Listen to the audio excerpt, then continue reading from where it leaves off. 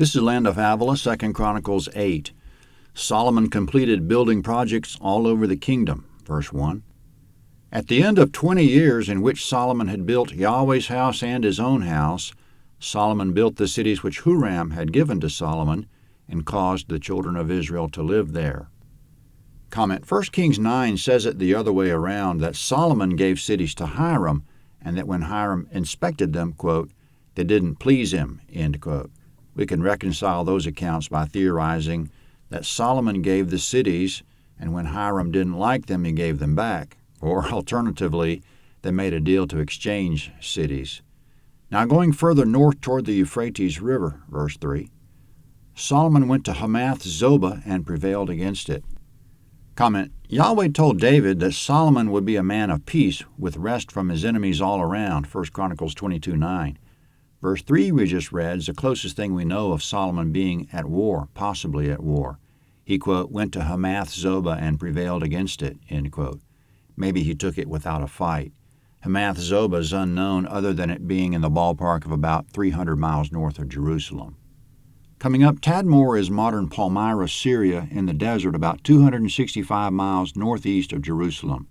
It was on the trade route between lower Mesopotamia and the Mediterranean coast. Verse 4, he built Tadmor in the wilderness and all the storage cities which he built in Hamath. Comment: Hamath is modern Hama, Syria, 250 miles north. He built storage cities in that region. Yahweh told Abraham, quote, I've given this land to your offspring from the river of Egypt to the great river, the river Euphrates, Genesis 15:18. So naturally Israel considered all these northern lands being mentioned to be theirs as long as they were south of the Euphrates, which they were. Now just 12 miles northwest of Jerusalem, verse 5.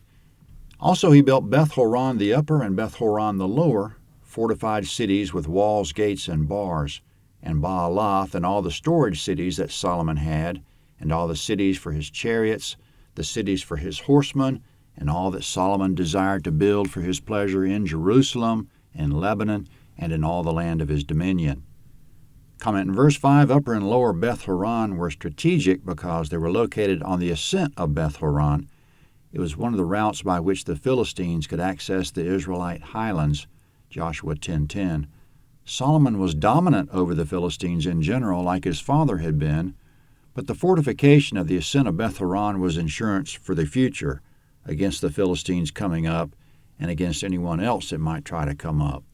Upper and lower Beth-horon were already there, Joshua 16:3 and 5, but it seems in verse 5 that we just read Solomon fortified them with walls. Coming up, the Hittites, Amorites, Perizzites, Hivites, and Jebusites were the nations that occupied the Promised Land before Israel came in. Verse 7. As for all the people who were left of the Hittites, the Amorites, the Perizzites, the Hivites, and the Jebusites, who were not of Israel, of their children who were left after them in the land, whom the children of Israel didn't consume, of them Solomon conscripted forced labor to this day. But of the children of Israel Solomon made no servants for his work, but they were men of war, and chief of his captains, and rulers of his chariots and of his horsemen. These were the chief officers of King Solomon, even 250 who ruled over the people. Comment: after Solomon died, Israel rebelled against his difficult, heavy yoke of hard service, as 1 Kings 12:4 puts it.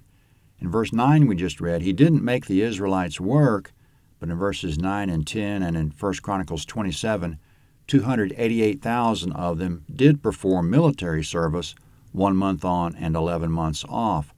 So that must have been why they complained. There was continual military duty, but they were only standing around. There was no war. Verse 11. Solomon brought up Pharaoh's daughter out of David's city to the house that he had built for her, for he said, my wife shall not dwell in the house of David king of Israel, because the places where Yahweh's ark has come are holy. Comment: Solomon had 700 wives and 300 concubines, 1 Kings 11:3, but Pharaoh's daughter got special treatment. She came in a package deal that included an alliance with Egypt, 1 Kings 3:1. To keep the peace with Egypt, we can see how Solomon would need to treat Pharaoh's daughter well, otherwise Pharaoh might get riled up. In verse 11 we just read, she was living in David's city in David's old palace, but Solomon considered that place too holy for her. Maybe it was because she never adopted Yahweh. So he built her another palace. It was similar in construction to his own, 1 Kings 7:8. Verse 12. Then Solomon offered burnt offerings to Yahweh on Yahweh's altar which he had built before the porch, even as the duty of every day required, offering according to the commandment of Moses, on the Sabbaths, on the new moons, and on the set feasts 3 times per year, during the Feast of Unleavened Bread, during the Feast of Weeks, and during the Feast of Tents. Comment: Coming up, at the end of David's life, he organized the priests and Levites by family to minister at the temple and elsewhere, 1 Chronicles 23-26. Solomon perpetuated that system for the priests and Levites, verse 14.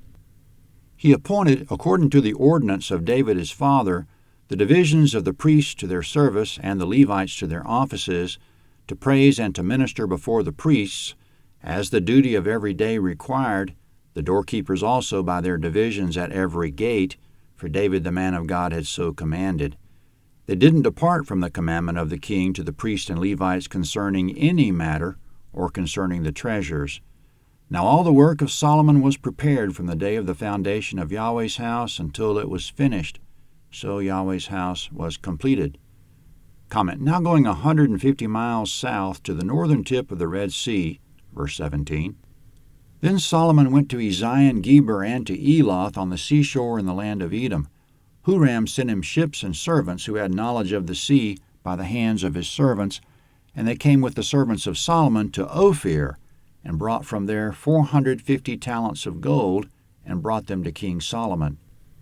Comment: King Huram lived on the Mediterranean coast, therefore his people had seagoing experience.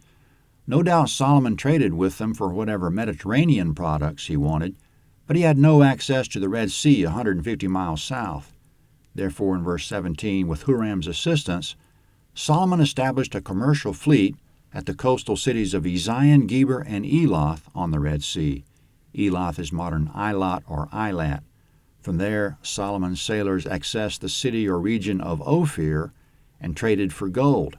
Ophir is unknown, but from Wikipedia, quote, in 1976, the United States Department of Interior announced that a team formed by the United States Geological Survey, together with experts from Saudi Arabia, believes it has, quote, a fairly airtight case, end quote, that Ma'ad ad-Dahab in Saudi Arabia is the biblical Ophir, end quote. If that is Ophir, Solomon's sailors went about 500 miles south on the Red Sea, following the coastline, which seems doable. They'd never have to enter the Indian Ocean, and from there Ophir would be on the Arabian Peninsula 130 miles inland. There's evidence of extensive gold mining there. 2 Chronicles 9 is next.